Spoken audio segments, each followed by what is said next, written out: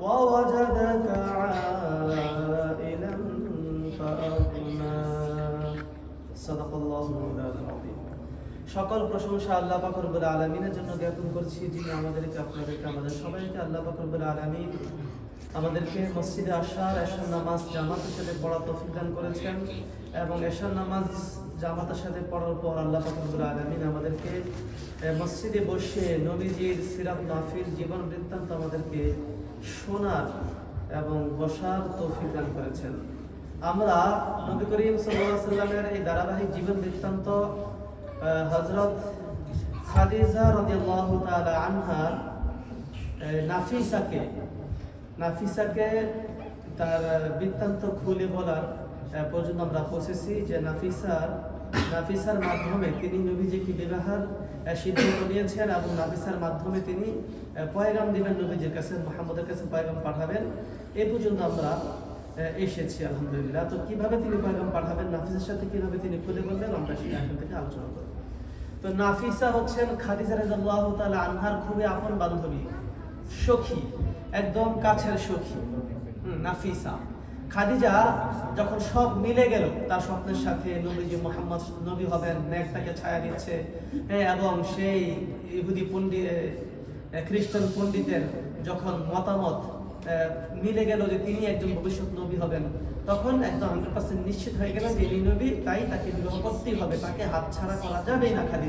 খাদিজা ব্যাপারে 100% শিওর হয়ে গেলেন যে আমাকে তাকে যে কোনো মূল্যে পেতে হবে, তাই কাল বিলম্ব করা উচিত নয়, আমি আজকেই পয়গাম পাঠাতে চাই, কিন্তু কিভাবে পাঠাবো, কার মাধ্যমে পাঠাবো, এটা হলো বাধা। এখন সে ভীষণ চিন্তিত, কিভাবে এই পয়গামটা দিব। যদি আমি পয়গাম তাকে সরাসরি দেই, এখনই গিয়ে আমার তো বলছে এখনই গিয়ে আমি মুহাম্মদের কাছে পয়গাম দেই বিবাহের, কিন্তু যদি সে অস্বীকার করে, মুহাম্মদ যদি আমাকে গ্রহণ না করে, কারণ তিনি তো আর লোভী না, মক্কার অনেক বড় বড় ব্যবসায়ী লোভী আমাকে প্রস্তাব দিয়েছিল বিবাহের, কিন্তু মুহাম্মদ তো নবী হবে তিনি জানেন খাদিজা, তো নবী সে শ্রেষ্ঠ নবী, শেষ নবী মুহাম্মদ, তার যে আখলাক, সে তো আমাদের সম্পদের প্রতি তার কোনো কামনা বাসনা লোভনীয় নেই, কিন্তু সে যদি আমাকে উপেক্ষা করে, বিদায় না করে দেয় প্রস্তাব যে না খাদিজা আমি তোমাকে বিবাহ করতে পারবো না, তখন তো আমার লজ্জা হবে, অপমান হবে, মানুষ জানবে যে খাদিজা মুহাম্মদের মতো একদিন ছেলেকে বিবাহ প্রস্তাব দিয়েও তার কাছে পাত্তা পায়নি, তখন আমি কোথায় রাখবো আমার মাথা।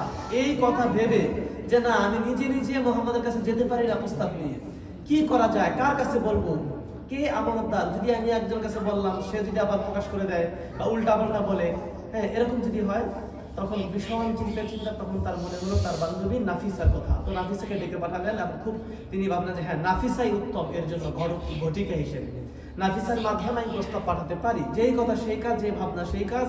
তিনি অনতি বিলম্বে নাফিসাকে সংবাদ পাঠালেন, নাফিসাও তার খবর পেয়ে দৌড়ে আসলেন। আসার পর বললেন যে কি ব্যাপার খাদিজা একটা সুন্দর উপহার হাতে নিয়ে, গলার হার সুন্দর খুব দামি নিয়ে বললেন যে দেখো তো নাফিসাটা কেমন। নাফিসা নেড়ে চেড়ে দেখলেন যে আমার জীবনে আমি এত সুন্দর উপহার দেখিনি, এত সুন্দর উপঢৌক।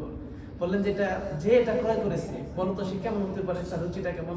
বলেন যে এটা ক্রয় করেছে তার রুচি খুবই উন্নত রুচি, তার সে খুবই সুন্দর হবে, তার রুচি খুব সুন্দর হবে, অবশ্যই একজন সে মহাপুরুষ হবে। তখন এভাবে বললেন যে সে কি খুবই সুন্দরই মনে করো, অবশ্যই সুন্দর, তার ব্যবহার সুন্দর হবে, সবকিছু তার ভাবনা সুন্দর হবে, চিন্তা সুন্দর হবে, যেহেতু এত সুন্দর একটা জিনিস ক্রয় করে এনেছে। বললেন যে খাদিজা সে কে, আমি কি জানতে পারি? নাফিসা বললেন, তখন খাদিজা বললেন যে অবশ্যই জানতে পারো, সে হচ্ছে মুহাম্মদ সাল্লাল্লাহু আলাইহি ওয়াসাল্লাম। তখন নাফিসা বলল যে মুহাম্মদের দ্বারা এরকম হতে পারে রুচি, কারণ মুহাম্মদ একজন রুচিশীল, ভদ্র, সভ্য এবং চরিত্রবান ছেলে। এই মক্কার তখন খাদিজা একটু সুযোগ পেয়ে বললেন যে আচ্ছা তাই নাকি, তাহলে মুহাম্মদের ব্যাপারে তোমার কি মতামত, কি মনে করো মুহাম্মদ ছেলেটা কেমন? তখন বললেন যে কেমন মানে এই মক্কার মধ্যে শ্রেষ্ঠ ছেলে, কারণ এরকম বর্তমানে চতুর্দিকে ব্যভিচারে ভরা, কোনো বাধা নেই, একদম ফ্রি, সবার জন্য, তারপরে কি মদ বিয়ার এগুলো সব ফ্রি, সবাই যেভাবে ইচ্ছা সেভাবে চলাফেরা করে, কিন্তু এর মধ্যে মুহাম্মদই একজন ছেলে যে এই কলুষ থেকে সে মুক্ত, তাকে এগুলো পাকড়াও করেনি, তাকে আজ করেনি, সে একদম ভদ্র, কখনোই মদ পান করে না, কোনো নারীর দিকে আকর্ষণ নেই, সে তার মতো আছে, খুবই উত্তম চরিত্রের লোক। খাদিজা তুমি তাকে হাতছাড়া করো না, তুমি তাকে ব্যবসার কাজে সময় লাগিয়ে রাখবা, সে যেন তোমার ব্যবসা থেকে সরে না যায়, তাকে দরকার বেশি মূল্য দিয়ে ব্যবসা রাখবা। নাফিসা যে চিন্তা সেই কথা, কিন্তু খাদিজা তো চিন্তা অন্য কিছু। তো যাই হোক, তখন খাদিজা একটু অগ্রসর হলো, আগে বাড়ালো। নাফিসার মুখে কথা শুনে সে সাহস পেলো, তখন বললো আচ্ছা তাই নাকি, তাকে ধরে রাখার কথা বলছো? হ্যাঁ আচ্ছা। তো তাকে তার কিছু তখন বললো যে হ্যাঁ আমি তো তাকে ধরে রাখতে চাই, তার কিছু গুণাগুণ আছে। তখন এগুলো বললেন যে সেই কাহিনী যে মেঘের ছায়া, তাকে মেঘের ছায়া দিচ্ছে, এই সফরে এত এত উপঢৌকন নিয়ে আসছে, এগুলো বললেন। তখন খাদিজা বললেন যে আমি তাকে আরো কারো আপন করে নিতে চাই। তখন নাফিসা বললো যে কিভাবে আপন করে নিতে চাও? তখন বললেন যে আসলে আমি তাকে বিবাহের পয়গাম দিতে চাই। তখন নাফিসা বললো, একটু মুচকি হাসি দিল, বললো যে ভালো, খারাপ না, তুমি তাকে দিতে পারো।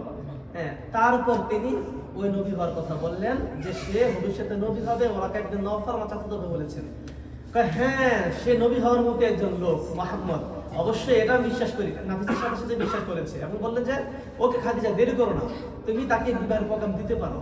তখন সে তার স্বপ্নের কথা লাস্টে বললেন খাদিজা, যে আমি এই স্বপ্ন দেখেছি যে সূর্য আমার ঘরে এসেছে, আর সূর্যটা হচ্ছে মুহাম্মদ, সেটা ওরাকা ইবনে নওফাল আমাকে বলেছে। তখন নাফিসা তো আরো আনন্দ উৎকণ্ঠ হয়ে গেলেন যে হ্যাঁ খাদিজা, তাহলে খাদিজার জন্ম মুহাম্মদের জন্যই, এই জন্যই আল্লাহ পাক খাদিজাকে এত বিরতি দিয়েছেন। এই জন্য পরপর দুজন স্বামী হারা হয়েছে, আমার মনে হয় মুহাম্মদের জন্য এটা হয়েছে, আল্লাহ পাক করেছেন, সব আল্লাহ পাকের পক্ষ থেকে। খাদিজা তুমি আর দেরি করো না, অনতি বিলম্বে প্রস্তাব পাঠাও, মুহাম্মদকে ধরো তাড়াতাড়ি। তখন খাদিজা বললেন যে হ্যাঁ নাফিসা, তুমি তো ঠিকই বলেছ, আমিও তো ধরতে চাই, কিন্তু কিভাবে নাফিসা, আমি কিভাবে মুহাম্মদকে প্রস্তাব দিতে পারি, কিভাবে আমি তার কাছে যেতে পারি, কে আমার এই মনের কথাটা বলবে? সেটা আরেক বলো না যে তুমি নিয়ে যাও, যদি বাবা নিয়ে প্রকাশ করে। তাই খাদিজা নাফিসা অগ্রসর হয় কিনা, বুদ্ধিমতী মেয়ে তো, খুব খুব বুদ্ধিমতী, নিজের থেকে কিছু বলে না। যাই হোক, তখন বলতেছে আমার এই মনের কথাটা মুহাম্মদকে কে জানাবে, কাকে আমি বিশ্বাস করবো বলো? নাফিসা বললো কেন, আমি আছি না, আমার মাধ্যমে তুমি পাঠাইবা, আমি নিয়ে যাবো, তুমি কোনো টেনশন করো না, আমি তোমার সমস্ত কথা মুহাম্মদের কাছে সব দিয়ে বলবো, পয়গাম দিব। তখন খাদিজা খুব খুশি হয়ে গেল, তার সাথে আলিঙ্গন করলেন, কপালে একটা চুমু খেলেন নাফিসা। না খাদিজা খুশি নেই, তখন বললেন যে তুমি আমাকে খুব কি করলে, শান্ত করলে নাফিসা, তোমাকে ধন্যবাদ, অনেক শুকরিয়া জ্ঞাপন করলেন। এবং নাফিসা খাদিজাকে একেবারে খুবই আশ্বস্ত করলেন যে তুমি কোনো টেনশন করো না, এই মুহাম্মদ তোমার এই স্বপ্ন সূর্য হবে, এবং তুমি মুহাম্মদ যে নবী হবে এবং এই নবীর গুরু দায়িত্বের সাহায্যকারী হিসেবে তুমি অবশ্যই তার স্ত্রী হবে, এটাই 100% তুমি ধরে রাখো, কাজ হয়ে যাবে ইনশাআল্লাহ, আমি এখনই আজকে যাবো রাতে। যাই হোক, যে কথা, তিনি আজকে রাতেই তিনি নাফিসা মুহাম্মদের বাড়ির বিবাহের পয়গামের উদ্দেশ্যে রওনা হয়েছেন পয়গাম নিয়ে। তারপর মুহাম্মদ নবী করিম সাল্লাল্লাহু আলাইহি ওয়াসাল্লামের দরজায় গিয়ে তিনি কড়া নাড়লেন, নক করলেন। নক করার পর বললেন যে কে? নবীজি বললেন নরম সুরে। তখন খাদিজা বললেন, নাফিসা বললেন যে আমি নাফিসা, আমি কি ভিতরে আসতে পারি? নবীজি বললেন যে আসেন, ভিতরে আসেন। তো ভিতরে যাওয়ার পর দেখলেন যে নবীজি নিচের দিকে মাথা দিয়ে চুপচাপ বসে আছে, কি যেন ভাবতেছেন। তিনি তো ভাবনায় থাকেন, তখন ভাবনা থাকতেন। তো যাই হোক, তখন নাফিসা মনে মনে বলে যে এতদিন তো মোহাম্মদকে দেখেছি, কিন্তু আজকে কেন অন্যরকম মোহাম্মদ মনে হচ্ছে, এই জন্য অন্যরকম একজন মোহাম্মদ। কারণ আজকে তো সব জেনে শুনে আসছেন তিনি, যে আজকের মোহাম্মদকে মনে হচ্ছে অন্যরকম মোহাম্মদ, খুব সম্মান আসতেছে, তার প্রতি শ্রদ্ধা আসতেছে, কেমন যেন ভয় ভয় আসতেছে। আগে তো ভয় লাগতো না, ফ্রি ভাবে কথা বলতাম, কিন্তু এখন কেমন যেন একটা ভয় মোহাম্মদের সামনে কথা বলতে। নাফিসা এগুলো মনে মনে কল্পনা করতেছে। তো যাই হোক, তখন এক পর্যায়ে মোহাম্মদকে বললেন যে কেমন আছেন মোহাম্মদ? বললেন যে হ্যাঁ আমি ভালো আছি আলহামদুলিল্লাহ। তখন বললেন যে আশেপাশে কেউ আছে কিনা? দেখেন না, কেউ নাই, ঘরের আশেপাশে কেউ নাই, বাইরে কেউ নেই। তখন বললেন মোহাম্মদ তুমি একলা এভাবে ঘরে কিভাবে থাকো নিঃসঙ্গে? তোমার একা কি লাগে না? বহুল হও না তুমি? একাকিত্ব মনে হয় না? তখন মোহাম্মদ বললেন যে হ্যাঁ একাকিত্ব তো লাগে, কিন্তু দোকাকিত্ব কোথায় পাবো? অর্থাৎ আমি যে আরেকজনকে আনবো ঘরে, তিনি তার কথা এটাই উত্তর দিচ্ছেন। কারণ তার জানে, সবাই জানে তার মা নেই, বাপ নেই, ভাই নেই, বোন নেই, চাচা নেই, চাচা আছে, দাদা নেই, আপনজন বলতে কেউ নেই। তো একাকিত্ব বলতে এটাই বুঝাইছেন সাধারণত। নবীজি এটাই উত্তর দিচ্ছেন যে আসলে আমি এখন কি কোথায় মেয়ে পাবো বিবাহের জন্য? তুমি তো জানো যে আমি এখন ওরকম আমার প্রস্তুতি নেই বিবাহের জন্য, আর আমি ওরকম প্রস্তুত না, আমার টাকা পয়সা নেই, তাই একাকি আছে। তখন বললো যে আচ্ছা, যদি কোনো এরকম একজন মেয়ের খবর তোমাকে দিই, তুমি বিবাহ করবা? নাফিসা বললেন। তখন আপনি হাসলেন, মুচকি আসলেন যে বিবাহের মেয়ের খবর দিবা, কিন্তু নাফিসা কোন মেয়েকে আমি আনবো, বা কোনো মেয়ে কি রাজি হবে আমার এই ঘর ভাঙ্গাচোরা ঘর, বা আমি মোহাম্মদ একজন বেকারের মতোই, তো টাকা পয়সা বেশি নাই, এতিমের মতো ছেলে, কেউ আসবে আমার ঘরে? তুমি বলো যে হ্যাঁ আসবে, বা আমি যেমন যে মেয়ে চাই আমার মতো যোগ্য বা ভালো, অর্থাৎ সম্ভ্রান্ত একজন ভদ্র সভ্য পরিবারের, এরকম কি একজন পাবো আমি কোনো মেয়েকে? তখন বললেন যে হ্যাঁ, যদি আপনাকে একজন ভদ্র সম্ভ্রান্ত সুন্দরী এবং অর্থকড়িওয়ালা খুবই ধনী মালদার একজন মেয়ের সংবাদ দেই, আপনি বিবাহ করবেন? তখন মোহাম্মদ আব্দুল হাসলেন, কি বলো তুমি নাফিসা, আমি কিভাবে এটা পাবো? তার তো অনেক মহারণা লাগবে, আরবদের মহারণা তো বুঝে নেই না, আমাদের বাংলাদেশে তো উল্টা, ইসলামের উল্টা। আরবে তো ঠিক আছে, আরবে মেয়েদের অনেক মহারণা দিতে হয়, এজন্য দেখা যায় বাপ দুইটা করে পেপে পোলা কি বেকারি থাকে। হ্যাঁ, বাপ বুড়ো হয়ে গেছে কিন্তু টাকা পয়সা আছে, দেখ চারটা করছে, আর পোলা কি এখন অবিবাহিত ইয়াং জুয়ান ছেলে, টাকা নেই, এটা আরবদের মধ্যে চলছে। আসলে এটা ঠিক না, বাপের সাহায্য করা উচিত। দেখা যায় তারা গুনাহ বেশি হয়, আরবের মধ্যে তারা গুনাহ বেশি হয়, তারা ব্যভিচারে বেশি লিপ্ত হয়। তো যাই হোক, তো এখন নবীজি বললেন যে তো অনেক টাকা পয়সা লাগবে, আরবদের নিয়ম অনেক মহারানা লাগবে, যেহেতু তুমি বলছো বৃত্তশীলদের তারা অনেক দাবি করে থাকে মহারানা। আমি কিভাবে এরকম, তুমি যেমন বললা সুন্দরী সম্ভ্রান্ত আবার বৃত্তশীল ধনী এমন নারীকে আমি কিভাবে বিবাহ করবো, আমার এমন মহারানা নেই নাফিসা। তখন নাফিসা বললো, আচ্ছা তাই নাকি, আপনার এমন বৃত্তশীল সম্ভ্রান্ত সুন্দরী নারীকে বিবাহ করার জন্য কোনো বাড়তি কোনো রকমের মহারণা লাগবে না, আপনার যতটুকু সামর্থ্য আছে সেই সামর্থ্য দিয়ে আপনি বিবাহ করতে পারবেন, এমন নারী আমার কাছে সন্ধান আছে। সুবহানাল্লাহ বলেন, সুবহানাল্লাহ বলেন। তখন নবী করিম সাল্লাল্লাহু আলাইহি সাল্লাম আবার একটা মুস্কি হাসি দিয়ে বললেন যে তাই নাকি, আচ্ছা নাফিসা তুমি কি জানতে পারি সে কে?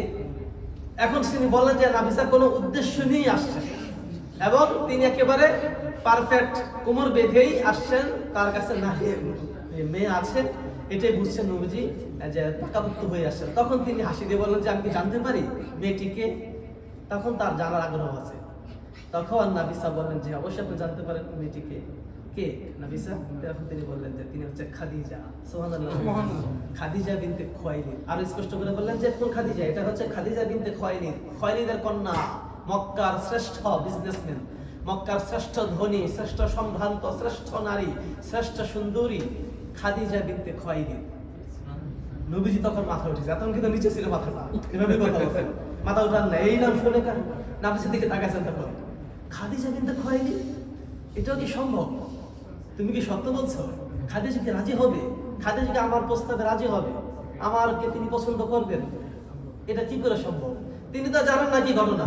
খাদিজা যার প্রতি পাগল, একই বিয়ে করার জন্য যে তিনি আগুন করা ঝরা আগ্রহে ধীরে প্রহরগঞ্জে, সে তো জানে না। নবীজি বলেন যে খাদিজা কি রাজি হবে? তিনি কত সম্ভ্রান্ত। খাদিজার মনে আমার মনে মনে উনি বলতেছেন যে নবীজির রস খাদিজার প্রতি ভালো লাগা আছে, যেহেতু তিনি গেছেন দেখছেন খুব ভালো ভদ্র সুন্দরী নারী, চোখ ডাগর ডাগর, নবীজি যেমন ডাগর ডাগর চোখ, খাদিজারও খুব ডাগর ডাগর চোখ।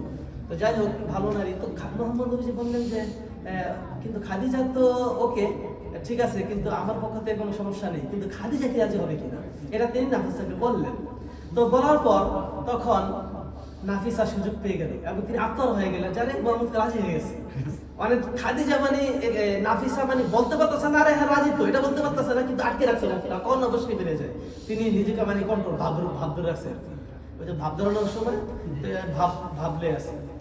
বললেন যে হ্যাঁ টেনশন করেন না, আমি খাদিজাকে রাজি করাবো, এটা আমার দায়িত্ব, আপনি মোহাম্মদ কোনো টেনশন করেন না, এটা সম্পূর্ণ আমার দায়িত্ব, আমি খাদিজাকে রাজি করাবো, আপনি শুধু হ্যাঁ বলেন যে রাজি কিনা, বাকিটা আমার দায়িত্ব ছেড়ে দেন। তখন নবীজি বললেন যে হ্যাঁ, যদি খাদিজা রাজি হয় আর আপনি যদি খাদিজাকে রাজি করাতে পারেন, তাহলে তো আমি অবশ্যই, এমন খাদিজা সব সুন্দর নারী বা সম্ভ্রান্ত পরিবারের, আমি কেন রাজি হব না, অবশ্যই আমি রাজি আছি। আপনি তাহলে দেখেন, তাহলে ঠিক আছে মোহাম্মদ, ওকে তুমি রাজি থাকো এবং আমি খাদিজার কাছে এখনই যাচ্ছি, গিয়ে আমি তার অনুমতি মতামত জানছি এবং আমি তাকে রাজি করাবো, এটা আমি আপনার দায়িত্ব নিয়ে গেলাম, খাদিজাকে আমি রাজি করাবো। এই কথা যে কথা সে কথা বলে তখন নবীজির কাছ থেকে বিদায় নিয়ে তখন তিনি রওনা হলেন সেই খাদিজার গৃহে। খাদিজার গৃহে যাওয়ার পর ওদিকে খাদিজা তো কি, তার তো ঘুম নাই, না খাওয়া, না স্থিরতা আছে, খালি পায়চারি এদিক সেদিক যাওয়া, তাই না? কখন নাফিসা আসবে আর কখন কি সংবাদ নিয়ে আসে আল্লাহ জানে। না না হ্যাঁ, অধীর আগ্রহ না। খাদিজা এখন কি করবে আসে না, কোনো পথ তার তাকায় দেখে, হঠাৎ করে দেখা যায় নাফিসা আসতেছে। আরে নাফিসা দেখা যাচ্ছে যে নাফিসের একটু হাস্যজ্জ্বল চেহারা, আগে দেখে চেহারাটা কেমন বোঝা যাবে না, যদি না করে কত একটা ভাব থাকবে না, আনন্দ থাকবে না চেহারায়। দেখা যায় চেহারাটা কিরকম, দেখা যায় না চোখে হাস্যের যে খুশি আনন্দ মাখা চেহারা না। খাদিজা বলে নিশ্চয়ই কোনো সুসংবাদ আছে হয়তো। তো তিনি তাড়াতাড়ি ইশারা করতেন, দোতলায় আসো। খাদিজা দোতলা দেখা করতেছিল, নাফিসা দৌড়ে এক দৌড়ে সিঁড়ি দিয়ে দোতলা খাদিজার কাছে, খাদিজা টান দিয়ে গোল করে দিয়ে বসেছে, দরজা আটকে দিল। বলো নাফিসা কি খবর? তখন নাফিসা বললেন যে মানে বাপ না, আচ্ছা এমন এমন করে, এমন দুষ্ট আছে না আমাদের দেশে, না ভালো না, কি তুমি পাঠাইলা, আসলে এরকম যোগ একটা করে, কিন্তু নাফিসা এমনটা করে না, এটা আমি করলাম। নাফিসা বলে যে হ্যাঁ, নাফিসা বলে যে হ্যাঁ আলহামদুলিল্লাহ, মুহাম্মদ তো রাজি হয়ে গেছে। সুবহানাল্লাহ বলেন। আল্লাহ তাআলা বলেন, আল্লাহ কি বলেন? আল্লাহ তাআলা বলেন যে ওয়াজাদাকা দাল্লান ফাহাদা, হে মুহাম্মদ আমি তোমাকে পথভ্রষ্ট পেয়েছি, তবে তোমাকে আমি হেদায়েত দিলাম, মানে কি নবী বানাইলাম না, আল্লাহকে চিনাইলাম, শ্রেষ্ঠ নবী বানাইলাম। ওয়াজাদাকা আইলান ফাআগনা, আমি তোমাকে নিঃস্ব, পথহারা, ইয়েতিম, গরীব, রাখাল তোমাকে আমি পেয়েছি। ওয়াজাদাকা, হে মুহাম্মদ, ফাআগনা, তারপর আমি আপনাকে অমুখাপেক্ষী বানিয়েছি, ধনী বানিয়েছি। কার মাধ্যমে? খাদিজার মাধ্যমে। এটা খাদিজার উদ্দেশ্যে আয়াত, সূরা দুহা আমরা পড়ি না নামাজে, খাদিজাকে নিয়ে কথা। এটা আমি কার মাধ্যমে আপনাকে ধনী বানাইলাম? কিসের মাধ্যম দিয়া? খাদিজার মাধ্যমে আমি আপনাকে ধনী বানিয়ে দিলাম। খাদিজা হচ্ছে ধনী না? খাদিজা তো খাদিজা। যাই হোক, আল্লাহ পাক তখন বললেন যে আমি আপনাকে নিশ্চয় পেয়েছিলাম, এই খাদিজার মাধ্যমে আমি আপনাকে ধনী বানাবো। সুবহানাল্লাহ।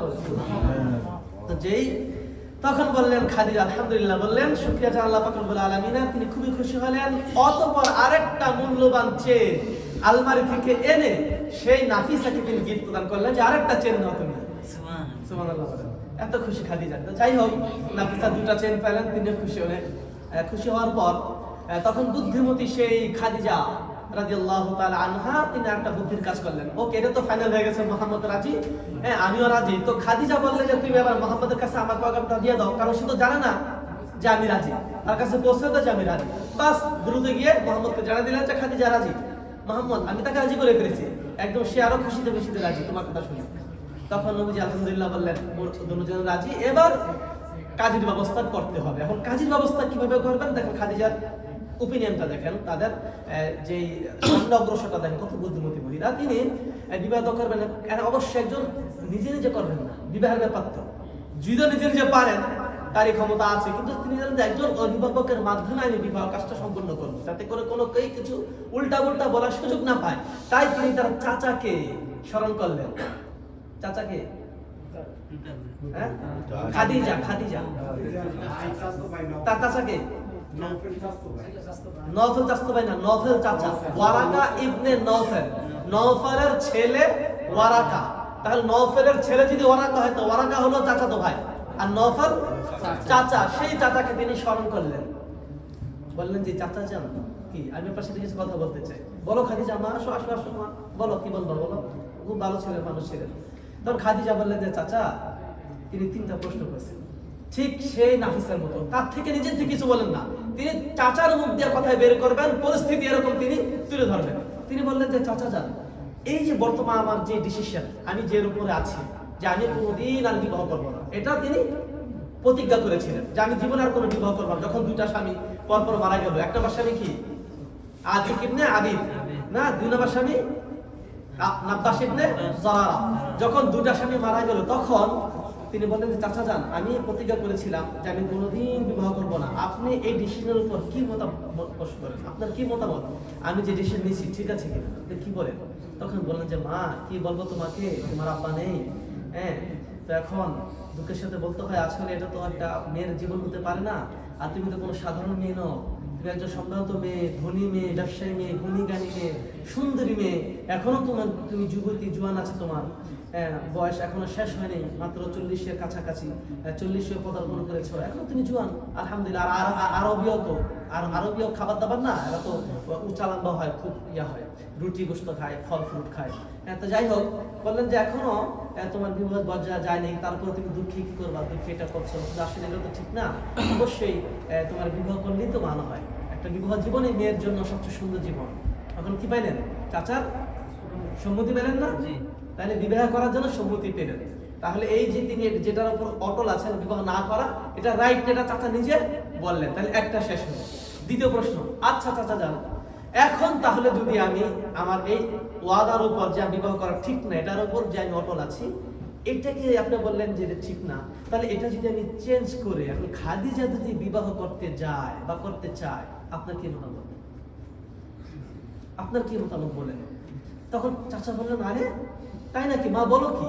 তাহলে তো খুবই ভালো কথা, ভালো সিদ্ধান্ত, তোমার ভালো এটা চিন্তা ভাবনা। অবশ্যই তুমি যদি বিবাহ করো এখন, হ্যাঁ, বিবাহ বন্ধনে আবার আবদ্ধ হও, তোমার জন্য এটা খুবই ভালো হবে, তোমার সংসার হবে, তোমার শান্তি ফিরে আসবে, তোমার ভালো লাগবে, তোমার এই বিজনেস, এত তুমি একা একা হারাম হয়ে যাচ্ছ, তোমার স্বামী তখন তোমাকে সাহায্য করবে, তোমার খুবই ভালো লাগবে, ভালো ডিসিশন মা, তুমি এইভাবে আগাতে পারো, তুমি এই বিবাহ করতে পারো, আগাও। খাদিজা দ্বিতীয় অনুমতি পাইলেন, বিবাহের অনুমতি পেয়ে গেলেন চাচার থেকে। 3 নম্বর প্রশ্ন, আচ্ছা চাচা ঠিক আছে, বুঝলাম আপনি বিবাহ করার কথা বলছেন, আলহামদুলিল্লাহ, আমি ভাবছি এখন যদি ছেলে, তখন ছেলে এখন তো দেখতে হবে ছেলে। চাচা বললেন যে হ্যাঁ, ছেলে তো দেখবা বর্তমান যে লোভী চতুর্দিকে তোমাকে বিবাহ করার জন্য কত না উৎপেতে আছে, বিবাহ করার জন্য, ইয়াং যুবক বা বুড়া অথবা যে কোনো বয়সের তোমাকে বিবাহ করার জন্য পাগল, ধনী গরিব সবাই, কিন্তু এখন ছেলে কোথায় পাবো ভালো ছেলে? তখন খাদিজা বললেন যে তৃতীয় বিষয় যেটা হলো যে আমি যদি এমন একটা গরিব ছেলে, কিন্তু ছেলেটা সম্ভ্রান্ত, ভদ্র, সভ্য, সে সংসার বুঝবে, স্ত্রীর মর্যাদা বুঝবে, এমন ছেলেকে যদি বিবাহ করি, তাহলে আপনার কি মতামত চাচা, কি বলেন? তখন চাচা বললেন যে চুপ হয়ে গেছে, খাদিজা দরিদ্র ছেলে বিবাহ করে, পরে ভাবে যে না, অবশ্যই ভালো, কেন ভালো হবে না? যুদ্ধ হোক দরিদ্র, কিন্তু যদি সে সংসার বুঝে, স্ত্রীর হক বুঝে, সে সম্ভ্রান্ত হয়, ভদ্র হয়, সভ্য হয়, তাহলে অবশ্যই ভালো হবে, সুস্থ ছেলে হয়। কেন কত এরকম ধনী রাতারাতি গরিব হয়ে গেছে, দৌলি হয়ে গেছে, কত এরকম গরিব ছেলে তারা ধনী হয়ে গেছে, আস্তে আস্তে আল্লাহ পাক তাকে উপরে উঠাই দিচ্ছেন। এগুলো ব্যাপার না, ছেলে সুস্থ ভদ্র হলেই হলো, ছেলে সুস্থ ভদ্র হলেই হলো, হ্যাঁ, ছেলে অত টাকা মালদার দরকার নেই। তখন বলেন হ্যাঁ খাদিজা তুমি করতে পারো, কে সেই ছেলে আমি কি জানতে পারি? তখন চাচাও বুঝে গেছে খাদিজার কোনটা ছেলে আছে, তখন বললেন কে সেই ছেলে জানতে পারি? খাদিজা বললেন অবশ্যই জানতে পারেন চাচা যান, সেই ছেলে হচ্ছে মুহাম্মদ, সুবহানাল্লাহ, মুহাম্মদ ইবনে আব্দুল্লাহ। তখন চাচা বললেন মুহাম্মদ, মুবারকবাদ, মুহাম্মদের ব্যাপারে আমার কোনো দ্বিমত নেই, কারণ মুহাম্মদ আমাদের মক্কার মধ্যে শ্রেষ্ঠ ছেলে, সম্ভ্রান্ত ছেলে, আখলাক বলা ছেলে। খাদিজা তুমি গুড ডিসিশন নিয়েছো, তুমি ভালো ছেলে চুজ করেছো, তোমার চুজ একেবারে 100% রাইট, তুমি আর পিছপা হয়ে না, তুমি আগাও। তখন খাদিজা বলেন চাচা যান আপনি কি রাজি? আপনি যদি রাজি না হন তাহলে আমি আগাবো না, আপনি রাজি থাকলে আমি আগাবো। তখন চাচা বললেন অবশ্যই আমি রাজি খাদিজা, তুমি আগাও, আমি তোমার সাথে আছি, তুমি বিবাহের কাজ শুরু করে দাও, হ্যাঁ, এবং তার চাচার তাদের পরিবারের কাছে পয়গাম পাঠাও। তিনি এই কথা বলে দিলেন। খাদিজা বা সবকিছু ওপেন হয়ে গেল, রেডি হয়ে গেল। ওদিকে মুহাম্মদ সাল্লাল্লাহু আলাইহি সাল্লাম, এটা বলে শেষ করে দিব 1 মিনিটের ভিতরে, আবু তালেব তার চাচা গার্জিয়া তাকে বললেন যে চাচা যান এমন এমন আমার তো বিবাহের প্রস্তাব আসছে। আবু তালেব বলে বিবাহের প্রস্তাব আসছে তোমার কাছে, তুমি বিবাহ করবে এখন? এরকম আছে প্রসেসিং, তোমার প্রসেসিং আছে? তখন একটু হাসি দিয়ে বললেন যে জি চাচা যান আছে, নিচে মাথা নিচে দিকে বলতেছেন যে সেটা কে, শুনতে পারি? বলেন যে হ্যাঁ, সেটা হচ্ছে খাদিজা বিনতে খুয়াইলিদ। বললেন যে খাদিজা বিনতে খুয়াইলিদ, সে কি রাজি? খাদিজা বিনতে খুয়াইলিদ। তখন বলেন যে জি চাচা যান, খাদিজা বিনতে খুয়াইলিদ আমার কাছে প্রস্তাব পাঠিয়েছেন এবং সে রাজি আছেন, আমি তাকে সম্মতি জানিয়েছেন, আমিও রাজি। বললেন যে আলহামদুলিল্লাহ, তো অনেক ভালো, খুবই ভালো, মাশাআল্লাহ, খাদিজা আসলে বুদ্ধিমতী। তখন কমেন্ট করলেন চাচা আবু তালেব, হ্যাঁ খাদিজা বুদ্ধিমতী আমরা সকলেই জানি, কিন্তু এটা আরো স্পষ্ট হয়ে গেল যে খাদিজা বুদ্ধিমতী, এটা বোঝা যায় কারণ তোমাকে চুজ করা মানে হলো একটা বুদ্ধিমতী মেয়ের পরিচয়। আচ্ছা খাদিজা তোমাকে চুজ করেছে, অবশ্যই খাদিজা বুদ্ধিমতী এবং একটা ভালো ডিসিশন নিয়েছে, খাদিজা গুড ডিসিশন নিয়েছে। ঠিক আছে মাশাআল্লাহ, আমি খুশি আছি ভাতিজা, তাহলে ঠিক আছে তুমি এই ব্যাপারে রাজি হতে পারো এবং সামনে অগ্রসর হতে পারো। তো যাই হোক, উভয় ফ্যামিলি তারা বিবাহের ব্যাপারে রাজি হয়ে গেলেন, খুশি হয়ে গেলেন। তাই ইনশাআল্লাহ আমরা আগামী সপ্তাহে তাদের বিবাহ শাদী, ইনশাআল্লাহ আমরা বিবাহ মোবারক আমরা দেখবো, বিবাহ তাদের বিবাহ দেখবো আগামী সপ্তাহে ইনশাআল্লাহ, কিভাবে বিবাহ। আল্লাহ পাক আমাদের সবাইকে বেশি বেশি করে নেক আমল করার এবং খাদিজার আখলাক, হযরত নবীজির আখলাক আমাদেরকে দান করেন। আমিন।